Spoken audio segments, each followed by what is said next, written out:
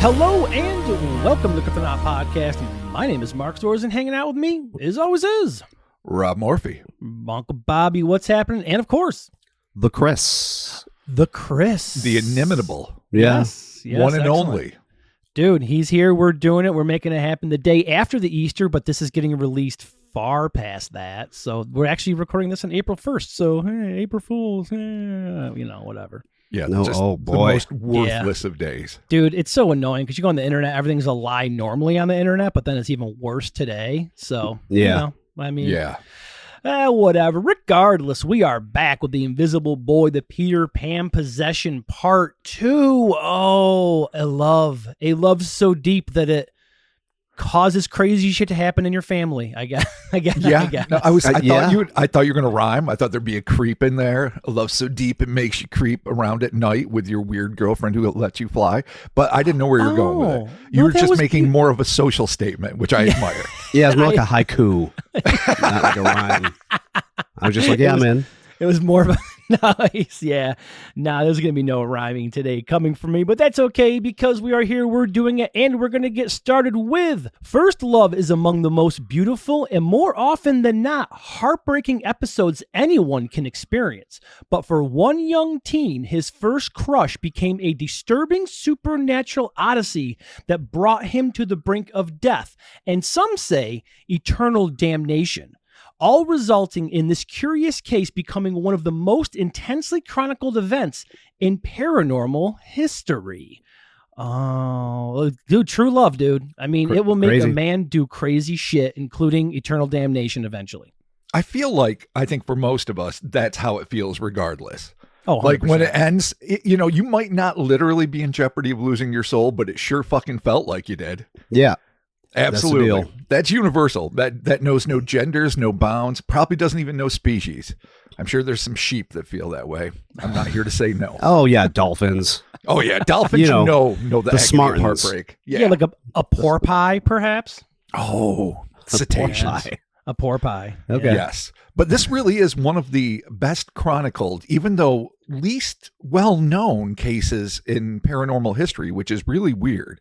But it also comes down to some things that we'll have to, and obviously we're going to broach in by the end, like the perspective from whence it comes. But we'll deal with all that in its own time. At first, we're going to do a little bit of even though it's only been a week, a little bit of a recap, and then we're going to get balls deep into this crazy ass paranormal plight that this poor young man is facing. This paranormal plight. Let's do it. Plight. In September of 1952. A quiet, well-behaved 13-year-old boy named Cornelio Closa Jr. became, in the blink of an eye, a pale shadow of his former self. Already small and thin, his refusal to eat was literally causing him to waste away. Though the doctors that examined him could find no medical explanation, the teen seemed to be running a near-constant fever and began suffering crippling bouts of insomnia. But this sudden change in the boy wasn't just physical. He also developed a fiery temper and a morose discontentment with everyone and everything around him. Worse yet, he began to manifest a penchant for thievery and insolence that he had never displayed before. And those are two things that parents will not abide. Thievery and insolence. No, I mean, it's a hell of a combo, though. Do you hang out with your boys? You're like, dudes, thievery and insulin. What else are we doing? Insulin? Yeah, no sugar today, bitches. Yeah, I'm stealing all of our stuff. Sugar-free and shoplifting, baby. There it is. Okay. Yeah. Traits that, among less explicable incidents, got him kicked out of school. Bizarre as this abrupt, wholesale personality shift may have been, it would be easy to credit these changes in a 13-year-old child to a heady mix of hormones combined with the often excruciating trials and tribulations of middle school life. But those around Cornelio knew that something else, or more specifically someone else, was to blame. Just before all these changes occurred, Cornelio met a beautiful blonde-haired girl as he and his best friend Rudolfo were walking home from school.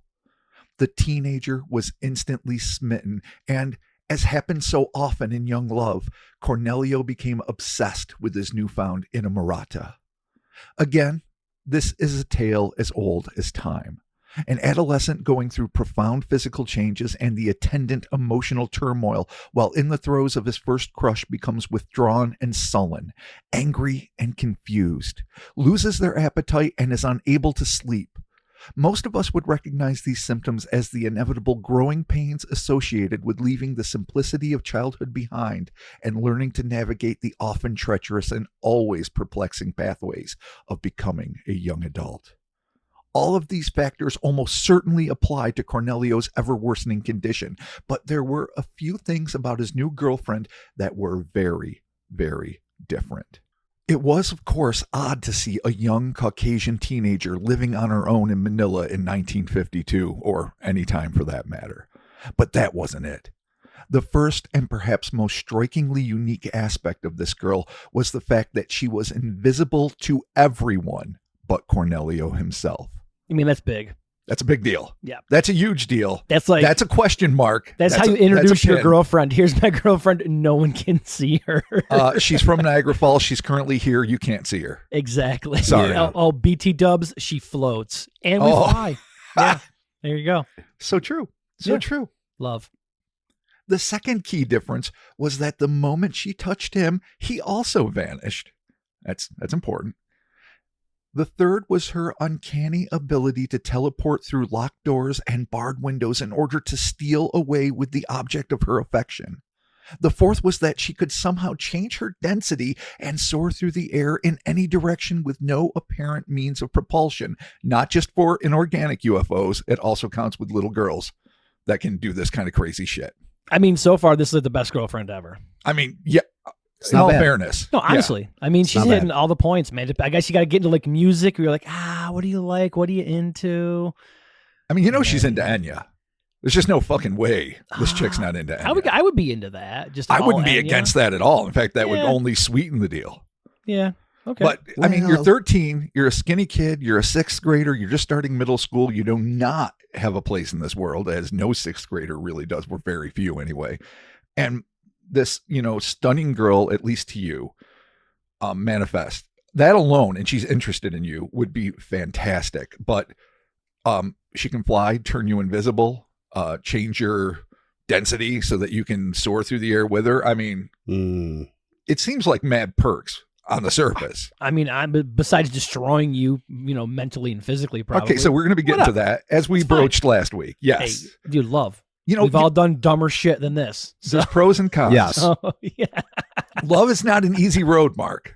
You know it's that. Not. There's ups and downs, buddy. It can't all be wine roses flying through the air, turning invisible. Dude, that's the honeymoon phase. I'm a long haul trucker on the road of love. You really are. More so than anyone I've ever known. If you're in for love, if you're in for a penny, you're in for a pound, motherfucker. That's right. I love you for it. I set up camp till you hate me. Oh man. that kind of self-assessment is so rare in a man. Dude, I mean, I'm very self-aware. Thank you, BetterHelp. There you go. Mm-hmm. Oh shit. All right. Yeah. Yes, indeed. Plugging it. Oh, yeah. And that's our advertisement this week. That's all you get, BetterHelp. Sorry. Oh, okay. So, I think I left off. Stranger Still. Did I read that part yet? I believe you. Okay. She could carry him as well by merely touching him? I believe so, yeah. Okay. Though less physics-defying, the final difference was nonetheless weird. And that was the fact that as much time as they spent together, and it was hours out of every day and night for the better part of a year, she never once told her constant partner her name. Oh. That's a little weird. Not a deal breaker. No. I mean, you're going to have pet names. Honey Pie, Sweetums. I don't know what you do. Right. I don't know what you say. I didn't know my wife's actual name until like our third date, maybe. I kept calling her like Kim, her friend Kim. I was like, no, Kim's cool. You corrected me numerous times. I'm like, yeah, no, totally. Kim's awesome. Just for the record, that is a faux pas. That is not an endearment. Hey, she thought I was my brother Dave, so whatever. Oh, boy. We both were surprised to meet each other. I guess. So once you got over your disappointment, you're like, oh, fuck it, let's get married. Yeah, fuck it. Once you realized who each other was? Yeah, once we came to an agreement, I'm like, on paper at least. Yeah, okay, there it is. All right. It was at this point that Cornelio's already dour disposition went from melancholy to violent. He began smashing dishes and getting into physical altercations with his siblings and father, a tough 19-year veteran of the U.S. Navy, who found it all but impossible to subdue his smaller and no longer serene son. This aggressive behavior extended to school, causing his 6th grade teacher, Mrs. Agaspi, I think I'm saying it right finally, to wonder how it was that a boy as tiny and frail as Cornelio was able to fend off as many as 4 much larger boys simultaneously. It seemed as if something unnatural was afoot. Her suspicions were confirmed when, one day during class, while Cornelio was at the chalkboard, he reached out to take the hand of his unseen friend and vanished in front of the nearly panic-stricken class, leaving behind the nausea-inducing scent of, I shit you not, burning hair. Not sulfur, as is the typical road. Okay. Burning, like maybe an ozone burn, maybe indicating that it's a scientific thing, like when you pop into another realm, or I mean just teleport in general. Maybe some of the ends of your hair get burned off and that lingering stench is all that's left in your wake. I don't know. Yeah, maybe he burnt. Maybe every time he gets invisible, his hair burns a little bit. His poor little his little man stash gets burned off. Oh, can you imagine if you lose your little boy man stash every time you pop? That would suck. Yeah, that would, or Bamf, as Nightcrawler might have done. I sure do miss my little boy man stash because I trimmed mine and it's pretty bad. You got to learn to shave, dude. Listen, I'm going Amish, okay? No, it's true. I came on and that's the first thing I said to you. I said, you look like the regretful Amish. You look like someone who went reverse English, and now you really wish that hadn't happened. But it's coming in. I mean, it's struggling. It's the little upper lip that could. My favorite, my new children's book. Nice.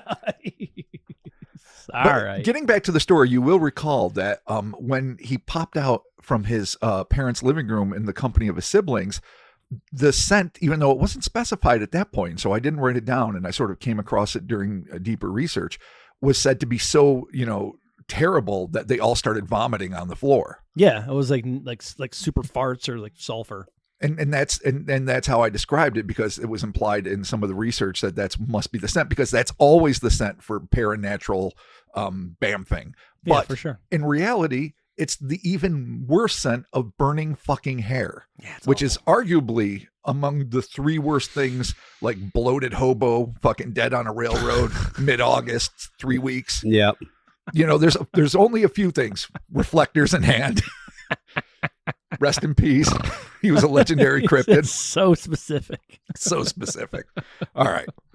This uncanny episode led directly to his teacher's decision to enter into an early retirement.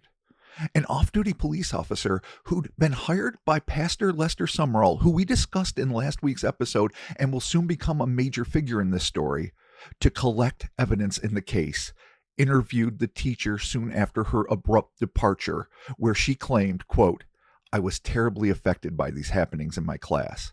I decided before I lost my mind completely, I should resign. I remember how the chain of events made Cornelio laugh and laugh. It was a hideous kind of laugh. It didn't belong to a boy.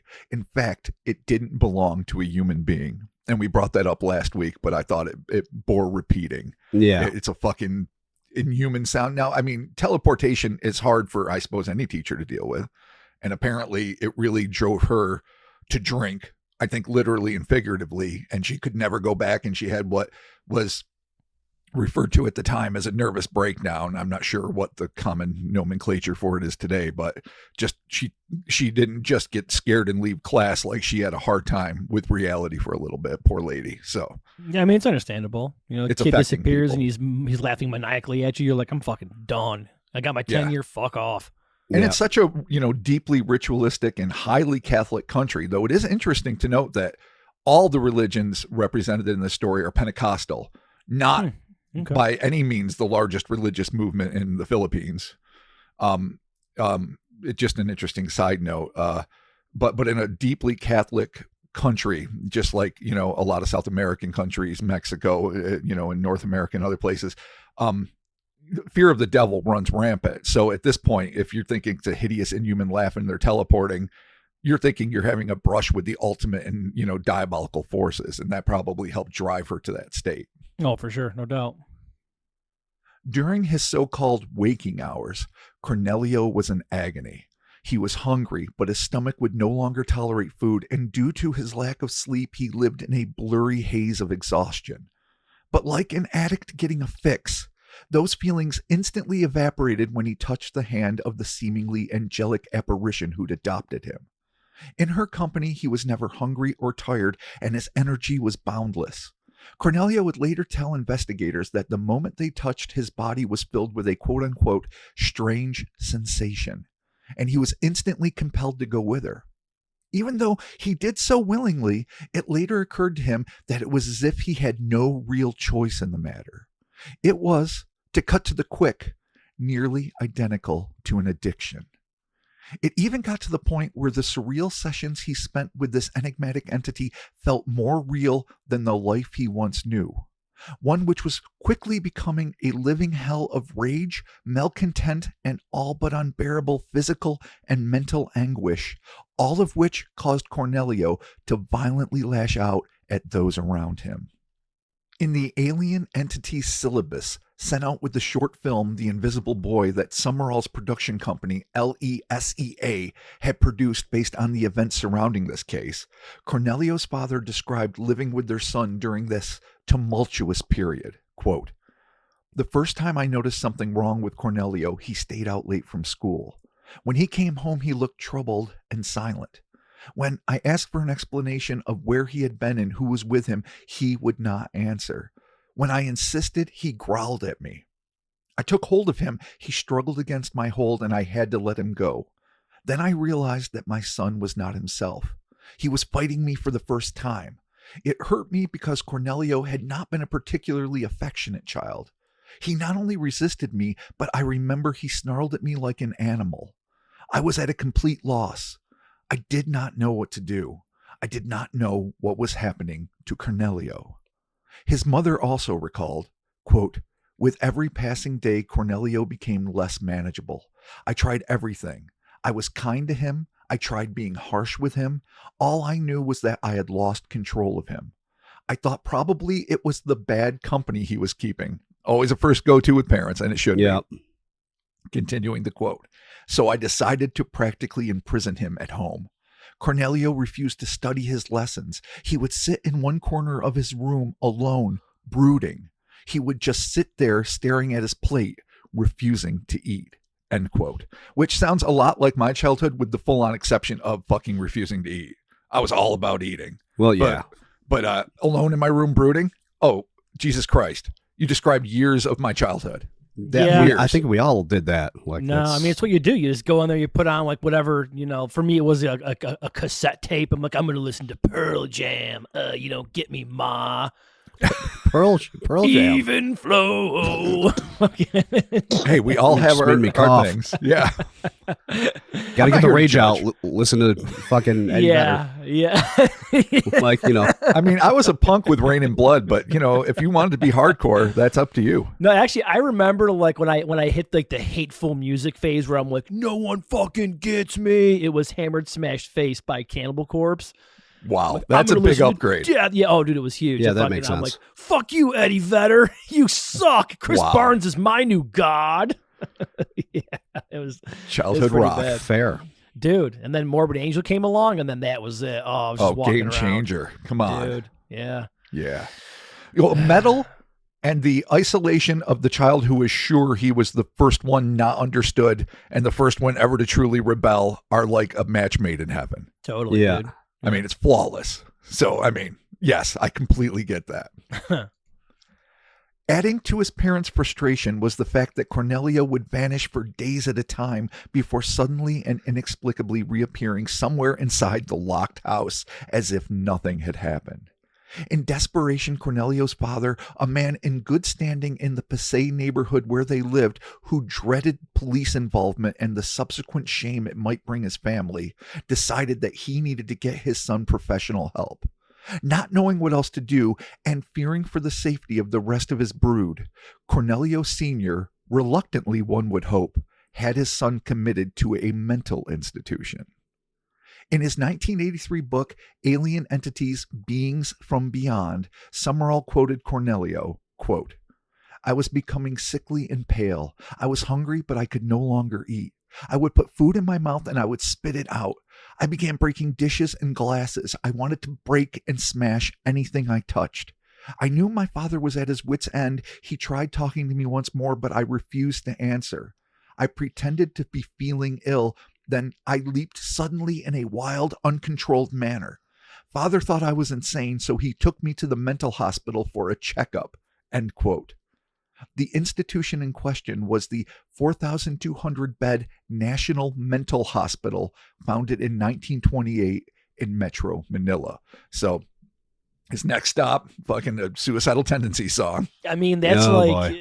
that's like on the nose. National Mental Hospital. Like, Jesus. Okay. Yeah. You couldn't have came up with something a little bit floofier and nicer. Dude, it's 52. Yeah, and no, it was, yeah. and it was built fucking Wings in, of a Swan Foundation or some shit. It was built like, in 28. They didn't start kinder, gentler names, I think, until maybe the 70s or 80s, and then it didn't Yeah. really catch on until the 90s and beyond. Yeah. Like Bridge of Hope or some shit. Yeah, dude, exactly. Yeah, something or Saint somebody's something of something. Yeah, Yeah. gentle cuddling away the bad Right. thoughts or something. Yeah, Yeah. like, come here and be cool.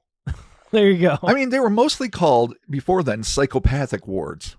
Not ironically, yeah. just boom. Right. Instantly stigmatizing anyone who went there. And Well, of course, yeah. the conditions were aberrant. I mean, not maybe as bad as like Bedlam in the 1800s, but not fucking great. I mean, yeah, founded in 28. Yeah, there's not a lot of it help was some happening shady. there, dude. I mean, I don't even want to think about the hygiene, but Oh, God, the care no, it's- must have dude, been that a shit's nightmare. Fucking awful, dude. It's terrible. A bad scene. I think we can all not agree. good. Not And good. probably not fantastic in 52, if we're all going to be honest about it. No. Well, no. No. Yeah. not at So- all right, man. Well, that sucks, but So you know. Dad brings Cornelio Bummer. to the National Mental Hospital. Under intense questioning and against his ethereal girlfriend's express wishes, Cornelio finally broke down and admitted that he was being swept away by a beautiful, albeit invisible girl who, like an insidious version of Peter Pan, would swoop in, take his hand, and whisk him past locked windows up into the sky where the pair would go, do, or see anything they wanted to.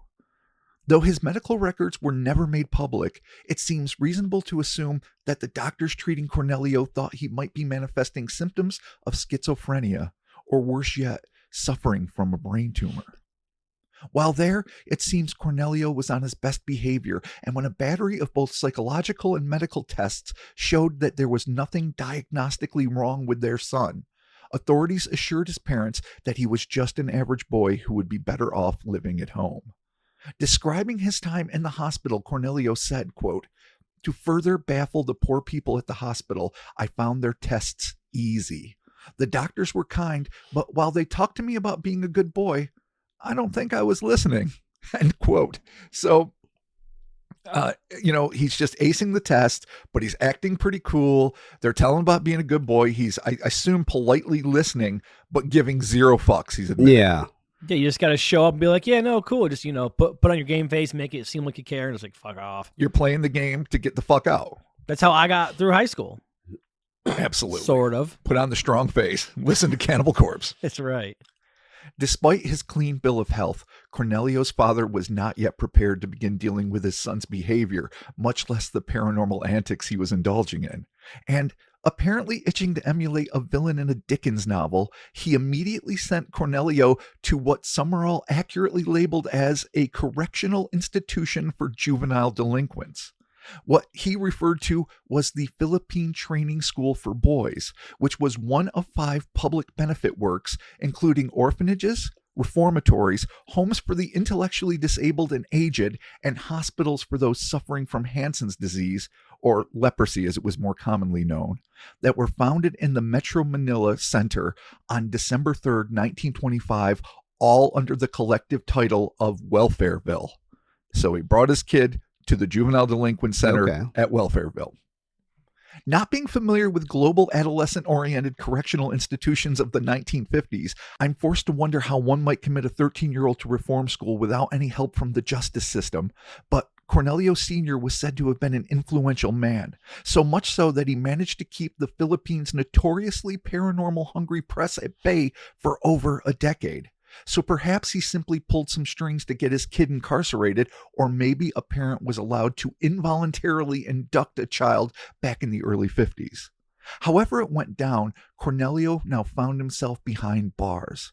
But this time, he was not under the well-regulated care of mental health professionals, but a penal system used to dealing with all manners of hooligans, scofflaws, and incorrigibles.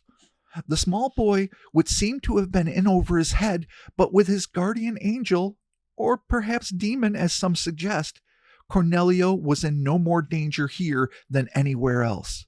When he was attacked by older, much larger kids on the recreational field, Cornelio, as he had in the classroom, fought back with diabolical intensity. And when he bested the bullies on the playing field, he'd then take out his preternatural rage on the orderlies who had rushed in to break up the melee, injuring them as well. This So kid's he's a badass. running. Dude, he's running All right. the prison yard, dude.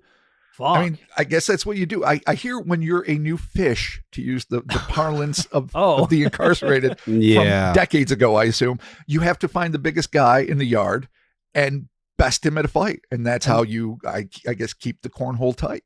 I mean, Cornelio. This is based on comedians and prison movies, thankfully not personal experience. I mean, Cornelio is just fucking rushing and he's just beating the balls off everybody. He isn't stopping with him. He's going to the orderlies, to the staff. So he's making, Then again, it's not even really him, man. He's got the supernatural power of his super cool girlfriend. So Yeah, that's true. Yeah. I mean, we can't forget that. But I have to admit, in a cinematic sense, that's cool. Like when the big, reform school bullies, I keep thinking like, what was that movie? The original Bad Boys, not obviously the Fresh Prince version, but like the Sean Penn one from back in the day, which had the Kurgan as the villain. He was the older kid who was the villain of the piece. And he was in like Clancy some Brown? reformatory. Yeah, I think it was Clancy Brown forever ago. And I love Clancy Brown. I can't believe I forgot his name. In this kind of like a dark, and who knows how well watched they are, especially in this early age. And they're about to beat up this tiny little kid, and he just goes fucking buckwalled. That's badass. Like, Yeah, man. good on Yeah. him and his girlfriend, nameless though she may be. survival, dude. Nameless and formless, apparently, she may be. In his classic Demons the Answer book, which I absolutely need to get a copy of, Summerall explained that Cornelio's violent outbursts became so intense that they had to resort to extreme punitive measures. Quote, doctors at the National Mental Center, I just never get used to saying that, had no answers. And in desperation, Cornelio Sr. brought his son to the juvenile correction facility. But so disruptive was the boy that he was tied to his bed. End quote. Cornelio confirmed this, stating, quote, here I immediately caused trouble. I fought everyone, even the officials. Because of my violent temper, I was often roped to my bed. End quote. As in the mental hospital, that's fucking horrible, by the way. No matter what demon's afoot, no matter how badass this kid is, tying a kid to a bed, unfucking acceptable. Yeah. 52. Yeah. What are you going to do? Not good, not ideal.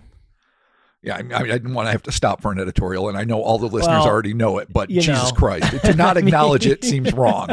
This is bad. Okay, moving on. Yeah, that's it. That's literally it. Put Yeah. a pin of badness here, All right, continuing. yes. We are not As- pro this. No, Jesus Christ.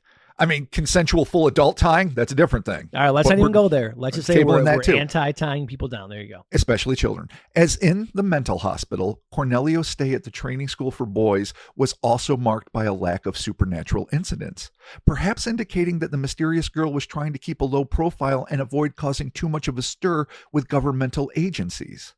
Whatever the case may be, Cornelio, either because they were sick of dealing with him or the fact that he was illegally incarcerated in the first place, was eventually released, leading the boy to say, quote, I was finally returned to my home.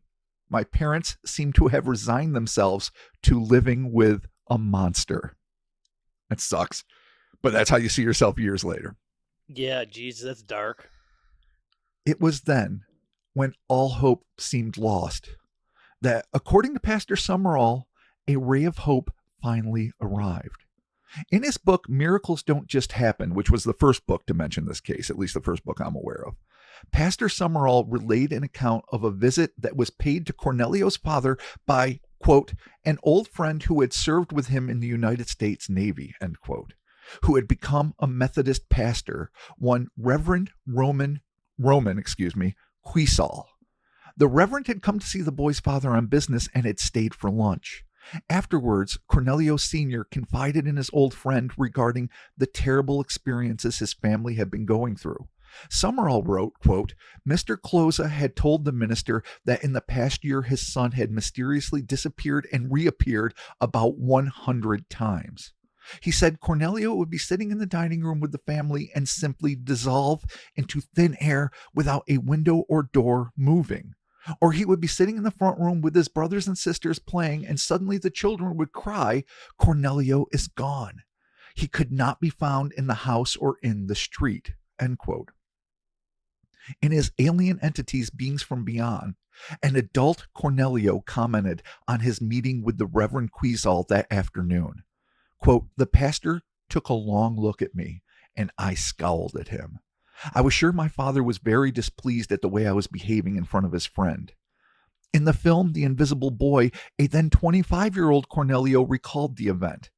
Pastor Quisal is an old family friend, and he never did me any harm, and yet here I was being completely discourteous and offensive. Pastor Quisal kept talking to me. Truly, I wanted to listen, but I couldn't, end quote. It was then that the girl made her presence known to the boy, or then boy, who continued, quote, I could hear evil laughter outside the house. It was the alien entity. It was the voice of the girl saying I should run away. Pastor Quisal kept saying that he wanted to help me, that he knew what was wrong with me, and that I had to agree to let him help me. There were very brief moments when I felt reassured, and it seemed to me that truly they were all trying to help me. I was puzzled and thoroughly uncomfortable. I tried struggling from his grasp. The voice of the little girl said I should run away, but Pastor Quisal's hand held me firmly. Cornelio later claimed, the pastor told my father he knew someone who would help me, someone who had helped others. He said I needed help badly and that I had to be prayed for immediately. He told me the devil himself was in my body.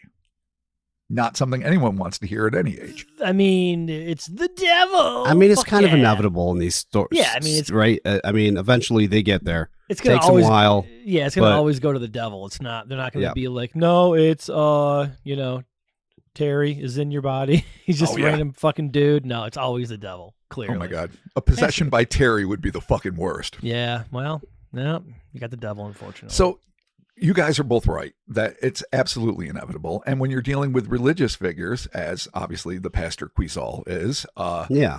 that's where it's naturally going to go. It never struck me, nor, as we will be discussing later, did it strike Brad Steger, known paranormalist, paranormal investigator, and author, that it was a case of possession. It seems like he's suffering clear deleterious effects from hanging out with this girl, Mhm. whatever her origin Yeah. may be. But it doesn't seem like he is being classically occupied by a demonic force or any other force, Terry or otherwise. Yeah, no, this is kind of a weird, not necessarily like possession takeover. You're just kind of like, well, I guess in a sense, you're kind of taking him over.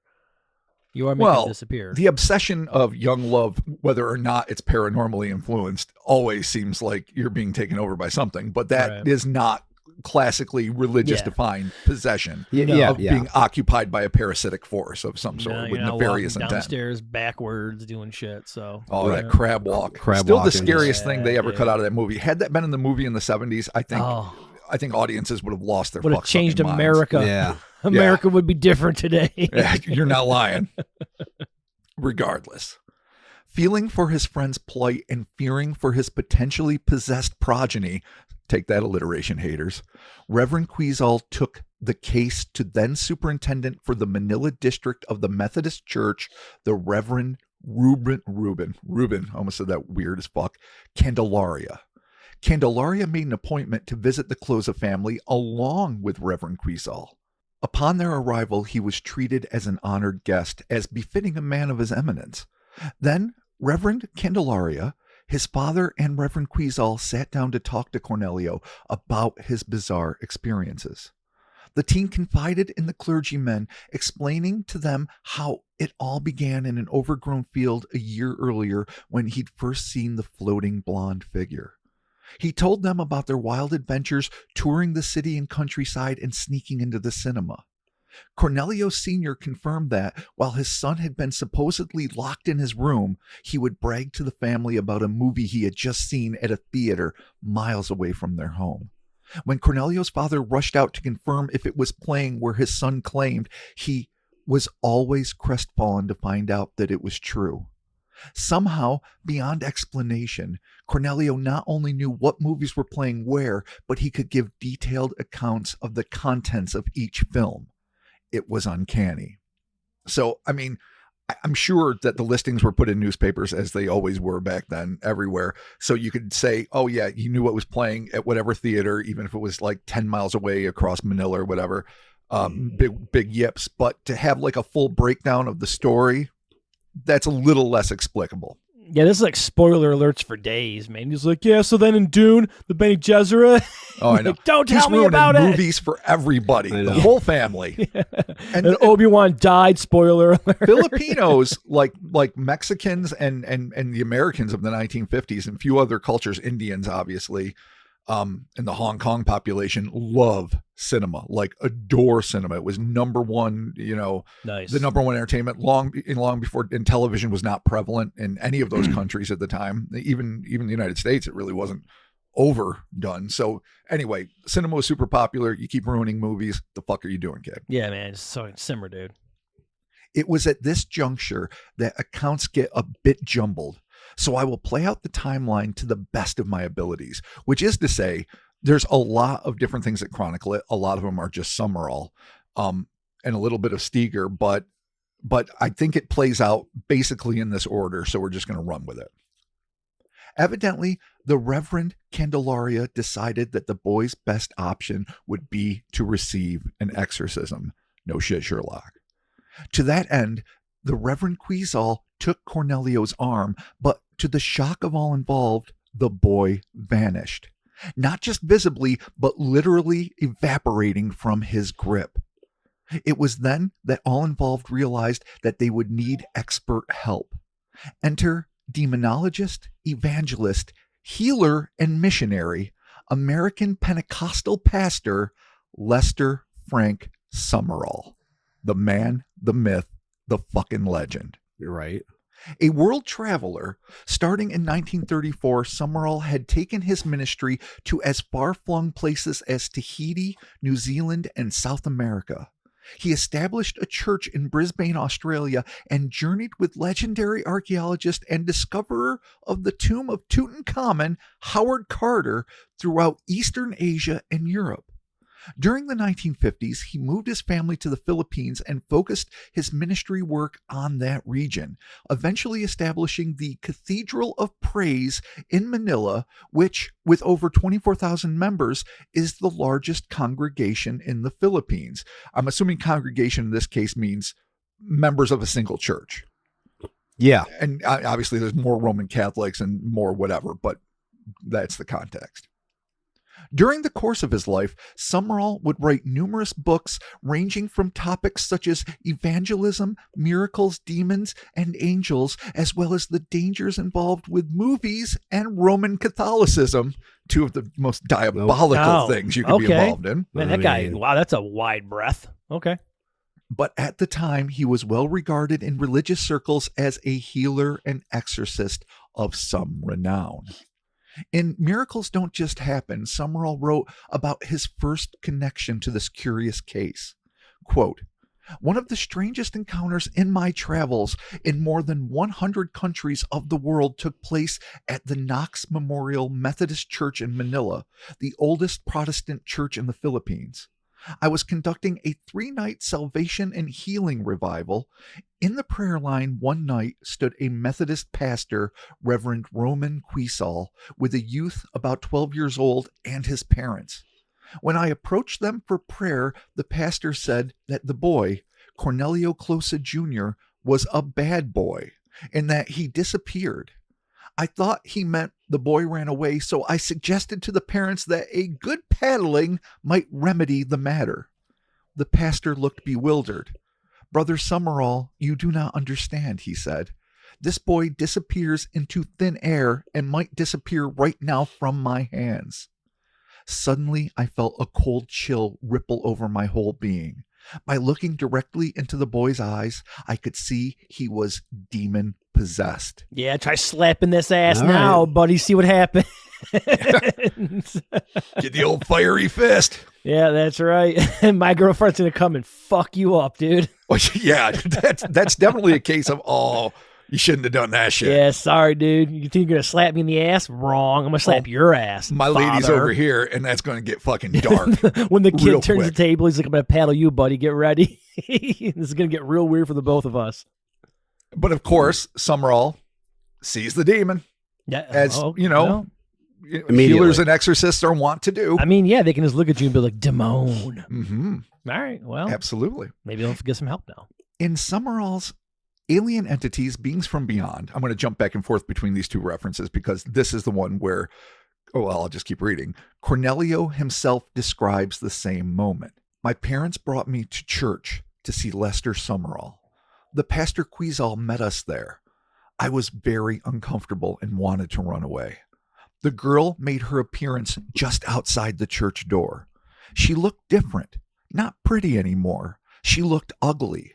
When she motioned to me, I hid my face. I looked again and she had transformed into something positively horrible, and she did not look like a girl or a woman. Summerall continued with his own account. I laid my hands upon him and asked God to break the circuit of evil power so that this demon spirit would not be able to re-enter the boy. I prayed for his salvation for his distressed Roman Catholic parents. Oh, making converts. Now I see where this is going. The agony of the prayer exhausted me physically, but I knew that God had answered with deliverance. From that moment, Cornelio never disappeared again. Cornelio, tellingly in Summerall's book, so just note the source, ended on a similarly uplifting and undeniably evangelical note. Quote, I felt cleansed, purified, and my body was mine again. I joined my parents as the song in church rose in glory. I took my place with the people. Reverend Summerall reminded me that there was truly much to be thankful for. I had been in the house of the devil and enslaved to him. Through his help, Jesus Christ and all his power had made me whole and good again. By the blood of Jesus Christ, by his power, without measure and without end, he had saved me from eternal damnation. End quote. Heady stuff. You lost your Yeah, Jesus girlfriend, Christ. dude. She got all, she turned all fucking ugly and demony on you, man. So they say. All right. Well, I mean, I don't know, girl was pretty cool. What did Jesus do for you? What has he done for you? I'm just saying. I mean, Yeah, you just ruined the best thing you ever had. exactly. Way to go. Very Jesus thing to do. Give up Yeah. shit that makes you happy. Sweet. I mean, in all fairness, he was slowly dying of starvation. I mean, you figure that part out. It's fine. Whatever. Sure. I mean, you know, swallow some V8 It's intravenous. You can It's figure out something. love. God I'm not. damn I it. never want to stand in the way of love. No. And I do have some doubts about how this is portrayed, which obviously a we're all little- discussing. Yeah, it's a bit skewed here, I think, to one direction, but you know. You think? Yeah. Yeah, just a smidge bit. It's okay. All right. So let's wrap this up and then we'll break down different ideas. Alrighty. In the days that followed that intense spiritual showdown in the Knox Memorial Methodist Church, Summerall paid a visit to the Closa family. After refreshments and pleasantries had been dispensed with, Pastor Summerall and Quizal sat down to talk with the now spiritually unshackled teen. It was then that Summerall asked the boy what it felt like to touch the girl. Cornelio's response was recorded in Miracles Don't Just Happen, quote, she was always cold and never felt warm, end quote. The interrogation was further reported with the pastor's additional queries. So now I'm just going to read the passage. I questioned him further. if she only enticed him in a sweet way or if she was demanding. He looked at me with a kind of frightened look and said she would grab him and become very angry, demanding that he obey her every wish. Then I asked him where they would go. He said they went to the movie theaters, and as no one could see them, they would walk right in without paying. They also sometimes went to restaurants, and he said that they had visited the Philippines International Fair being held in the Luneta. But mostly, they loved to travel through the woods and take long walks in the country. I asked Cornelio what this little girl thought about his parents, and he said she did not like them because they were against his disappearing. I asked him if anyone else had seen the girl. He said he was the only one who could see her and that she was standing near him most of the time, which is an element that we didn't actually broach earlier. Like, it seems like she showed up and they left, but her just constantly being his invisible companion is even eerier in a lot of ways. Continuing. At this point, I drew my chair close to Cornelio and said, "When you looked directly at the face of this creature, could you not see she was not a girl at all?" He looked surprised because I was the first person who had ever questioned this. He answered, "You are right. She is not really a girl at all." I continued, "When you looked really close into the creature's face, could you not tell that it wasn't even young?" Again, he looked surprised and said, "Yes, she was not young at all." Then I said, "This was an evil spirit to torment and ruin your life. Finally, it would have destroyed your soul in hell." Cornelio said, "Yes, many times she asked me to go away and never return, but I was afraid to give consent." Then, with a radiant smile, he added, "I never thought I could be free, and now I am happy to be delivered. I used to see her all the time, even before she used to touch me and ask me to go away with her. The night you prayed for me, she was standing at the church door begging me to come with her, but I have not seen her since you prayed for me, and I am glad that God has set me free." End quote. Okay. So ends the saga of the so-called invisible boy, at least as far as Lester Summerall was concerned. Prayers were said, God's light was shown, and the evil entity vanquished. Just that simple, and perhaps it was so. But as anyone uncomfortable with interrogation techniques sometimes employed in hypnotic regressions will quickly note, the good pastor's final discussion with the boy was, at best, leading, and at worst, demanding. Those questions and those answers really sound like somebody who knows what they're expected to do. Yeah, no, 100%. Repeating the lines. Yeah. Maybe Cornelio's experience genuinely ceased that day when Summerall, Queesall, and the entire Knox congregation prayed over him. Or maybe, just maybe, he was sick and tired of being forced into mental institutions and reform schools. Perhaps Cornelio was tired of disappointing his parents. Maybe he just decided that it was best if he kept this whole thing, whatever may or may not have remained, a secret for the rest of his days. Days which, according to his own admission, were flight and teleportation free. Even after he came out publicly to discuss these events in the mid-60s to coincide with the release of Summerall's film on the case. At this point, Cornelio was a married 25-year-old with 2 children who at least claimed to no longer be involved in any paranormal experiences. I sincerely hope that was the case, because no matter what was responsible for this year-long episode, it clearly took an incredible toll not only on the young boy, but on his family and friends as well.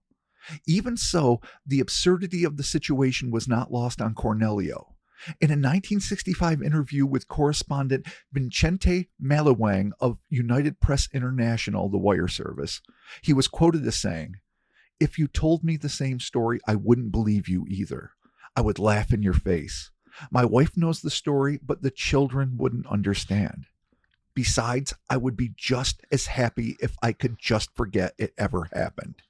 It seems like a frightful dream, a nightmare, but I know it happened, and nothing can ever change that fact." Oh, the invisible boy, the Peter Pan possession part 2. He lost his love demon. Aliens. I don't know. He lost her, but you know, you're talking about the questioning. It's kind of interesting how the guy's like, well, when you looked, you saw that it wasn't a girl, right? And then he kind of pauses and he's like, yeah, like, what the fuck are you talking about? I mean, wait, it wasn't a girl the Yeah. entire time? Yeah, Like, it's what like the fuck? she's not really a girl at all. I continued. When you looked in the creature's face, could you not tell it? Or yeah, could you tell she Yeah. was not a girl? He looked surprised and he said, "You are right. She is not a girl at all." Then I said, "Couldn't you tell she wasn't young?" She's like, "Yes, she was not young at all." I mean, I know. what the See those droids over there? They're not the ones you're looking for, are These they? are not the droids you're No. looking for. Move along. Move Oh, you're along. right. These are not the droids I'm looking for. Yeah, so I guess it didn't require much of an exorcism, really. They just kind of put hands on him and they're like, you're free. And then she turned ugly and left. Like, It's the easy peasiest, not even exorcism ever. Like, yeah. and in the short film, it's actually done pretty well. Like, they don't have a little blonde girl doing it, they have a little Filipino girl doing it, but she does pretty good. And they put her in like some makeup, not particularly hideous, but some boils or whatnot. And she's just like seething in the doorway, and he's like, the sweating young lad trying to figure it out. But it doesn't play as that dramatic. It's just like, No, they say the prayer was like one sentence. Like the prayer was literally, you can read it in the text, just like blood of Christ, bathing it, fucking all goodsies. Yeah, no eat backsies. it, suck it, green hell. There you go. Yeah, exactly. All right, cool. The Well, dancing version. Yeah. So in corroboration, though, it's still iffy because Summerall is the source. right. And miracles don't just happen, he writes. Reverend H.A. Baker of Formosa, a veteran missionary to China and author of several books, became intensely interested in this miracle. He had dealt with demon power for many years in the Orient, which is a super dated fucking sentence. When Reverend Baker was traveling from the United States to Formosa, he stopped in the Philippines for a couple of days in order to interview this young man. In the company with the Methodist bishop, he spent 2 days thoroughly investigating the veracity of the story. Mr. Baker wrote, quote, "There is no question in my mind as to the reality of this affair as you have recorded it. To the thinking mind, this is a wonderful revelation of the realities of the invisible world, and this healing shows the reality of miracles as in Bible days. Facts are facts, truth established by sufficient evidence. Cornelia Closa Jr. was able by spirit power to pass into a state of conscious invisibility, move about independent of material matter, and again return to normal condition," end quote. But of course, this corroboration is printed in one of Summerall's books, and it is by a fellow reverend who has every who might be very honest, who might be impeccable in his honesty and credentials, but has every reason to support the demonic allegation. Well, yeah.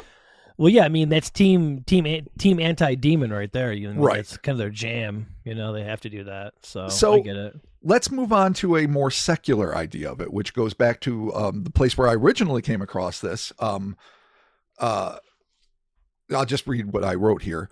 As to what was the cause of this long-lasting situation, one can only guess. As mentioned earlier, Brad Steger, who reported on this event in his book The Awful Thing in the Attic, seemed convinced that Cornelio was dealing with an interdimensional interloper, or maybe even a more bizarre manifestation of his own psyche. So I'm just going to read the quote from the book here. "Although we are pleased to learn that Cornelio Closa is now able to lead a normal life, we are still left with this great mystery. Where had he been? Was the beautiful blonde girl who communicated with him through telepathy and who floated with him invisibly through the air an actual citizen of some other dimension? Or was she but a projection of his own psyche, an externalization projected to help him deal with his amazing talent of dematerializing his body?" Which is a really interesting idea, that there was no girl. Yeah. That there was just this fucking young X-Man, this kid with this preternatural power, this psychic ability that could pop into teleportation mode, which is, I don't even think there's a word for it except for obviously teleportation, but it doesn't like fall into like telekinesis or any of the other paradigms of ESP. And in so doing, like burn some body hair, and to somehow negotiate the minefield, the psychological minefield of having this power, he manifests this gorgeous young girl that, is doing all the work for him. I'm not sure I buy into that at all. that seems to be a bridge too far, but it's definitely an interesting theory. It is a really cool kind of angle on it. Yeah. Huh, like it's projected from his own psyche as a way for him to like deal with it. Huh. Right. Okay. Well. Okay. I mean, you can't know you what can't I'm rule going to it be out. going with here, but Well, you know, don't rule it out yet, because we're not done, because then there is one of my favorites, and that is the psychic vampire. Oh, cool. A classic account. In early accounts, this case was often referred to as the Peter Pan possession due to the unknown girl's mischievous attitude and otherworldly ability to fly and induce others to do so merely by touching them. This is eerily akin to when Peter Pan would take Wendy Darling and her brothers on chaotic skybound nocturnal jaunts in Scottish playwright Sir James Matthew Barrie's 1904 play Peter Pan. It's interesting to note that the original screenplay for Joel Schumacher's 1987 teen vampire hit Lost Boys was written to be a modern vampiric take on the rowdy, perpetually youthful cabal of boys who lived in Never Never Land and take their orders from the frankly frightening dictatorial leader of their clan, the ultimate in eternal youth and boyish bravado, Peter Pan.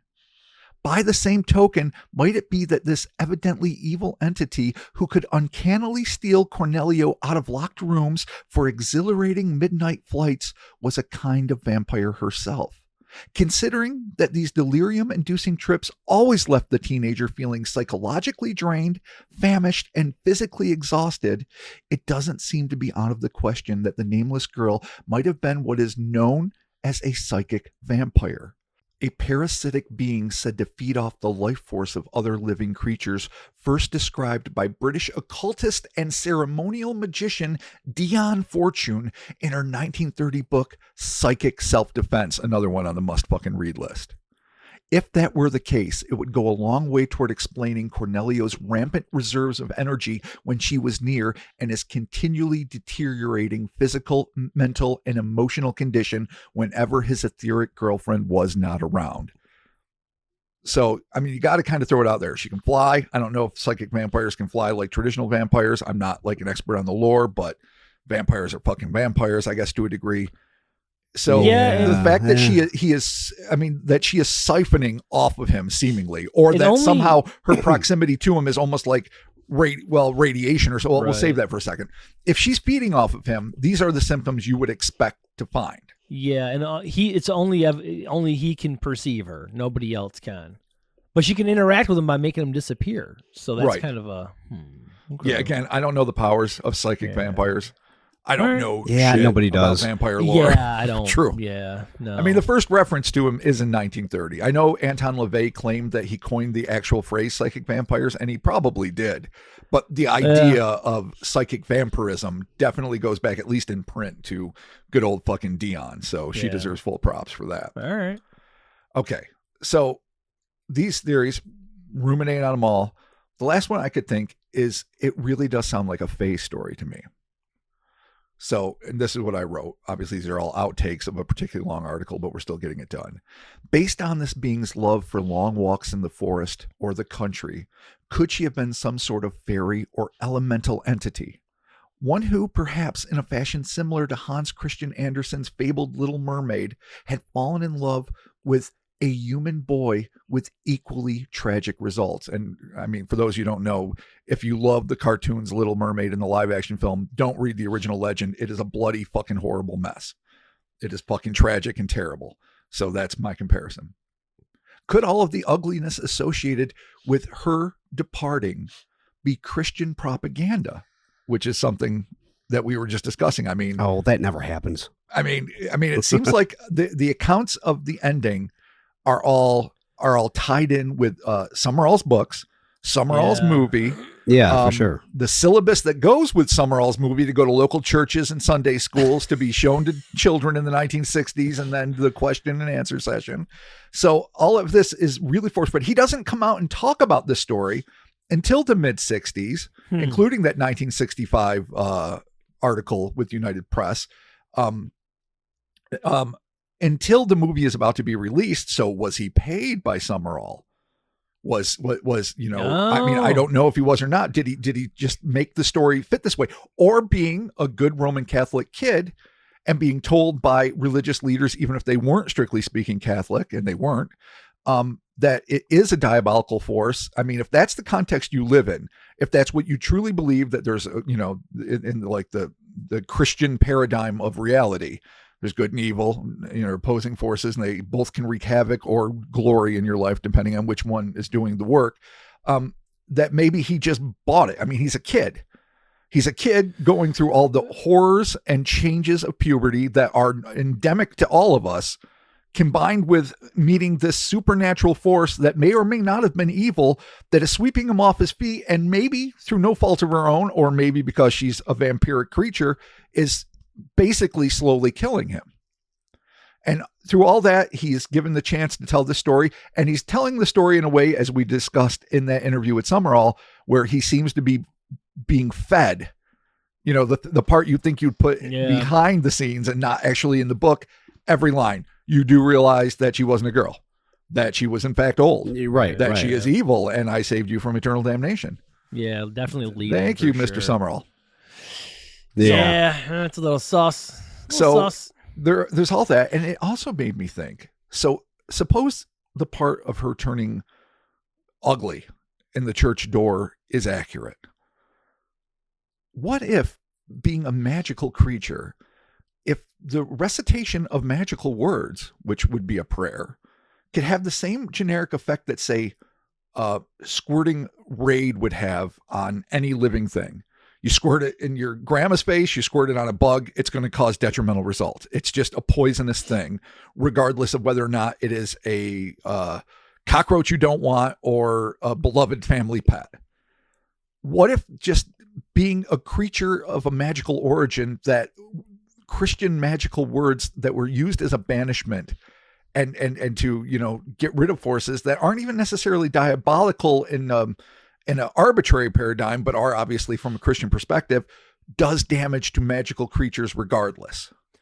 Yeah, I mean, I guess whatever the intent behind the words is, it doesn't really matter with the origin, if it's just whatever the intent behind the, it's like you said, a spell is a spell, whether you're doing a prayer or whatever, you're basically having some sort of like magic ritual to expel this thing. So, and when you think about curses, can be put on good people, bad people, doesn't matter.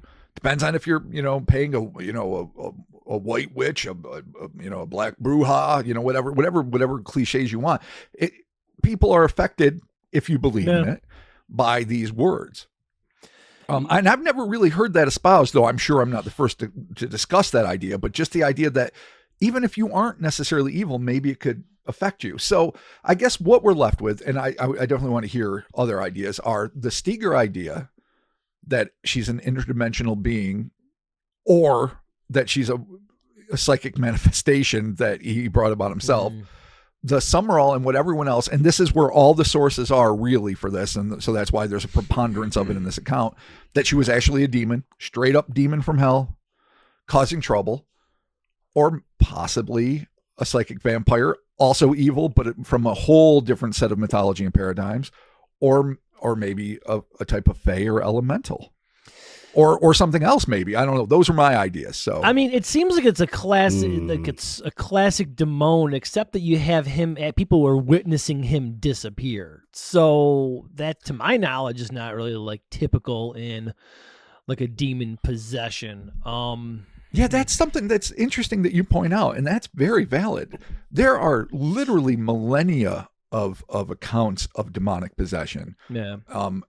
And the literature goes far and wide, some of it in religious archives, some of it in more occult tomes. Where's the fucking teleporting? Where's the constant teleporting? That's new to me, dude. Yeah. And I'm not saying it's never happened. It probably has in some of the I'm going to say no, we've records. never heard of it. Yeah. But you'd think it would be a lot more prevalent if this was a common skill set of a demon. Yeah, and whatever this was, it was clearly attached to him, and it, allegedly was feeding off of his life force and draining him. So yeah, I mean, it kind of does sound like, I don't want to say I don't know what a psychic vampire is, but I'm kind of like going that way. Well, I mean, no one really does. Yeah, but it sounds like whatever it was, whatever parasitic relationship it had with this dude, it was just like it was attached and it was just feeding off of him. And listen, maybe the magical words of Summerall and his dude there, like whatever their spell was to or prayer to, like the same thing really. To expel, I mean, really, no difference. Yeah, it really is the same thing. Just to expel this thing, it worked on whatever level it did for him to. It just seems like it gave up so easy. Like they didn't really do anything. They were just like, the power of the whatever compels you, blah, the blood of the Lord, and then the thing's just like it's like detached, like gone. Like it just seems like if it had true demon powers, you would think it would resist. More harshly. You'd think even like if it's a psychic vampire that's attached to him, that it would have more of a reason to fight to stay there. But it just kind of like just like left, like zipped off. Then Almost again, maybe if, it just kind of could go to somebody else though, like almost like jumping from host to host. It's like fuck this. That's I'm done with true. This. But let me continue that thought. It's almost as if she was trying to do what was right for the kid. Seeing that he was starting to believe the hype and knowing that the relationship couldn't possibly survive this perspective shift, maybe she was really smitten with him. Maybe like something out of Studio Ghibli, like what was that, Ponyo or whatever, where this like mer girl like falls in love with this little boy and she becomes like human to be with him, and not quite a romantic way. They're both very little kids, but and I'm probably saying the title wrong, but like or Little Mermaid when it works or doesn't work in the classic legend, like this idea of these two creatures that are coming together. And when she realizes that that he will no longer be able to like see her objectively, she just splits. And as to the parasitic nature, it could be parasitic as in a psychic vampire or as in something diabolical, or it could be toxic. Toxic relationships come in a lot of forms. You can be very happy. I mean, I've definitely happily been with somebody. I loved their company and I loved the intimacy, but they just were no fucking good for me at all. And that's really hard to tear yourself away. Now that's more of an emotional and psychological thing, but maybe just the proximity to this creature, like, fire and water, just isn't working, and it is slowly killing him. And maybe that's why she wants him to go with her. It's not necessarily to take him to hell, though it could be. Maybe it's because if he fully commits, then he becomes whatever, and he's no longer going to be dying on the human plane of existence. He will be able to like be like her, whatever the fuck that is. So love won, I guess. Really? Well, love lost. If that theory is true. Yeah, right. Yeah, but I mean, but if she gave up the whole thing because she didn't want him to,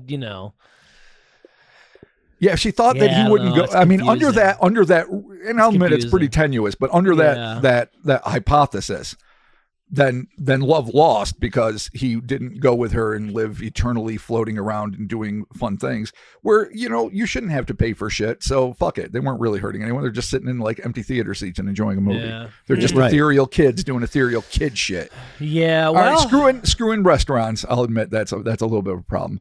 Or maybe it's because I really want to play double devil's advocate and like look deeper, because this is so clearly given to us as a series of propaganda, pro-Christian propaganda, which is all good and well, and it might accurately depict what had happened, but because that's the only real source besides Steger, I felt like we had to do our duty and explore other possibilities. Yeah, no, equally totally absurd, but still potentially valid.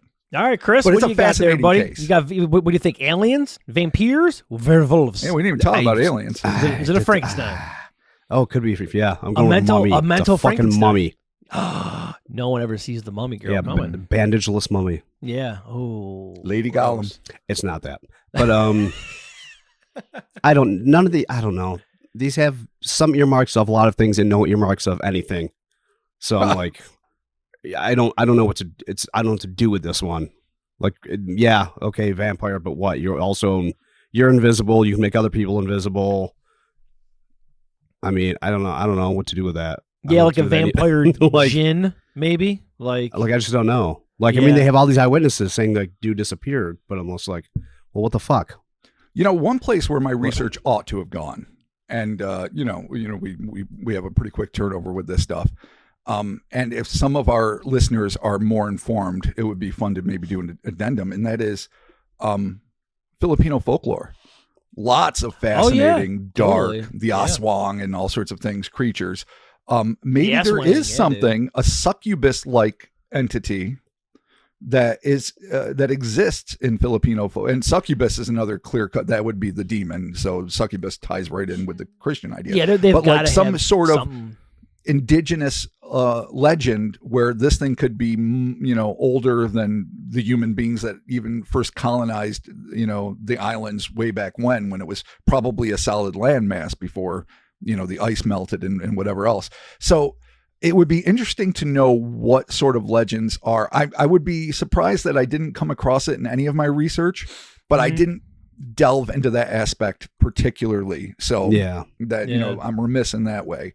So that could also be interesting to find out. Or simply an ET. You can never take alien off the table. Yeah, no, there's quite a lot there. It's just the whole disappearing and like being attached to him, but like it's just bizarre that it can interact with him like that. Because it almost makes me kind of want to think like, well, maybe it was him the entire time, but it just seems like such the Occam's razor of him having a psychic projection of this girl to himself, which I guess only he can see her, so maybe that would be true, but I don't know. There's a lot. I mean, it would be so easy to dismiss this case if it was just like his friends and family and local religious leaders saying this happened. Right. That'd be like, okay, yeah, no, it's religious propaganda tied in with a unfortunately mentally ill child. But because there are so many eyewitnesses, and because, I mean, in all fairness, Summerall did a degree of due diligence when he had those off-duty police officers going around asking questions. They were doing this in order to see whether or not he wanted to get involved.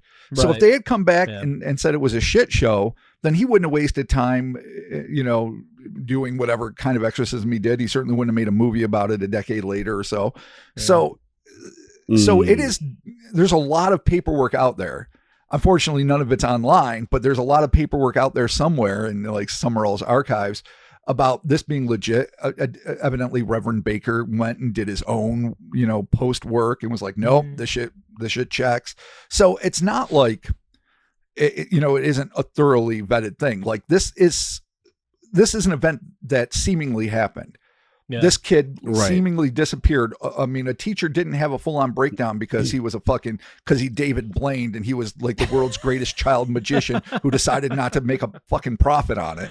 Just living in ice for 4 days. How does he do it? No one knows. My God. He's standing on a log. Oh my God, dude. Is this the earliest version of Chris Angel that we have on the books? Baby Chris Angel. Oh, yep, just there it is. We nailed it. And then because he's the ultimate magician, he never comes out and admits it. Yeah. He lets the trick live and lives in poverty in Manila for his whole life, which really makes sense. Yeah. Maybe there's a diary or something he wrote and they'll find it someday and it'll be like, oh no, this is what really happened. Yeah, this is actually it. Like he's in a gold mine, just his pride stopped him. Fucking smoke bombs and mirrors. Dude, that's all it is, all dude. Fucking smoke bombs and mirrors.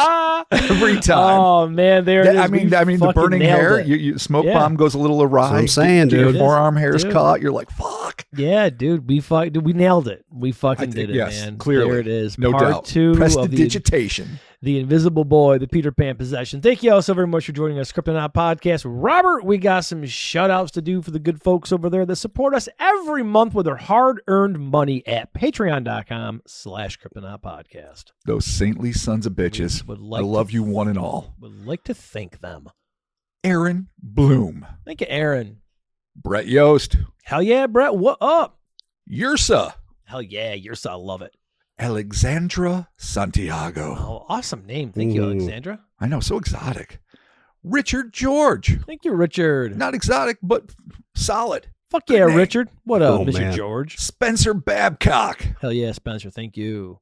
Bobby Fisher. Oh, I like that. Isn't that as a chess fan? Come on. Yeah, but the way that Fisher is spelled, I don't know if that's doing anything with chess. All right, if that's a real name, God bless. But I mean, if it is what I think it is, even better. Just fucking Bobby rock Fisher, on it, dude. Thank you. Jonathan Harvey. Thank you, Jonathan. This is a doozy. Kevin Wood, aka Archibald Haddock, in parentheses, know his title, Captain. Hell yeah, Kevin. Thank you. Actually, Kevin hits me up in the DMs all the time. He has all kinds of cool stuff. So thank you, Kevin. He recently Nice. grabbed some merch and he put it up there on the old Twitters and the Instagrams and whatnot. And you should do the same if you're buying some merch. The announcement coming up soon. Oh, yeah. Dope. Yeah. And finally. Last, not least, certainly not least, Kinkajou. Oh, thank you, Kinkajou. Thank you all for your Nice. continued monthly support over there at Oh, patreon.com/Cryptonaut you guys are the podcast. best. Our video tier is coming, and currently, if you are on the Patreon, you get a little bit of the old taste of the video, which is super fun. People have been loving it, so be sure to check it out there. As always, we're out there on the socials of the medias, the Instas and the Twitters and the face of the books, and we're doing it. We're making it happen. And shoot me DMs. I love hearing from people. It's super cool. And, like, follow, comment, I don't know, whatever you got to do over there. And, just be social and have medias. Oh, we got merch at TeePublic, which is hellerspace.com. We also have the Cryptonaut merch over there at the Crowd-Made store, which is cryptonautmerch.com. I should have said that earlier, and I totally didn't. But yeah, if you buy anything like Kevin and you want to toss it up on the socials and tag us in it, by all means do. I just put a post up a couple of weeks ago there. Oh, actually, about 2 weeks from the time this gets released. That I'm updating the merch section on the website, cryptonautpodcast.com. So if you want to get featured on there and you got some swag, just get some pictures. We already got a couple sent in. Thank you all so very much. And just, show off your swag. Let us, know what you think. We'll put you on the Instas, get you in the site. Show off your shit, man. It's super cool. We appreciate seeing people rock the gear. So yeah, man, thank you all for your continued support, whether it's through Patreon or you're buying merch, you're just tuning in every week to listen. We appreciate it. And yeah, I think that is it. And boys, Yepers. hopefully next week we won't be behind screens. Fingers crossed if everything works out. And yeah, man, we'll be COVID free in '93. We'll be doing it. And man, those COVID tests are $15 a pop. I found cheaper ones, boys, so that way I can take them so that I'm not no. so I'm not coming in the studio coughing on you guys. So yeah, there's all that fun stuff. But so yeah, man, there it is. Thank you all so very much, and we'll be talking to you soon. Peace out. He lost out on something good though. He did, man. Very rarely are you that happy with anybody, dude. Honestly, I mean, and even then if you she is just fly, killing you, free movies. yeah, it's a lot, before dude. you're basically starving to death, you get these fucking exquisite meals. Yeah, man. I mean, sometimes the most fun relationships, I think we all know this, are the least healthy. Well, and this is probably a classic case. We all have been there. Yeah. I had a 2-week stint that I was like, whoa, that was close. I recall. Oh yeah. It's like, oh boy, that's dangerous. Jesus Christ. Yeah. That's what it's better to, get out there and check it out and, I guess better to have loved. What is it? Better to have lost in love and love and law. What the hell is the quote, Robert? Better to have loved and lost than never to have loved at all. Yes, that's what I was trying to say. Exactly. Yeah, nailed it. Yeah. No, I mean, I'm sure there's some truth to that. No doubt. Yeah. In the throes of heartbreak, no one ever feels that way. I think, I don't remember what the comedian was. It was years ago. It might have been Gary Goldman who said, yeah, it's kind of like saying better to have driven off a cliff than never have gotten into a car. And I'm like, yeah, I can kind of identify with that, buddy. Nice. Yeah. We've all been in the depths, but we've all been in the highs. And it seems like Cornelio got a hell of a high. So even if he had to pay the piper in the end, and who knows what romantic elements were there, but he got to fly and eat and see movies and be in blissful fucking just this euphoric state of just human bliss. And yeah, and man, then, it's all, something. a living hell of slowly dying. That's all you And can then ask he was okay, for, man. and now he's got a sweet wife and 2 kids, and probably a lot of grandkids at this point. Yeah, So I mean, he has a great story to tell everybody. there it is. So just I guess be careful with your heart and your loins. Yeah, guard your heart Loins. and your loins. Yeah, gird them both, folks. Nice. But you know what? But leave them open too. Yeah, that's right. Because you got Hearts to and open hands. up the loins and heart if you really want to find love. But then gird them when shit gets really weird. Okay, yeah, there you go. Just keep an eye on your. But then open it again because it might be real love. All right. Okay, But we're then giving too gird many them instructions. when This things is, get- this is too much. This is too There's a much. lot. There's ups and downs. There is. Yeah, Yeah. love is complicated. There it is. We'll be talking to you soon. Bye. Okay, bye. Gird it. Bye.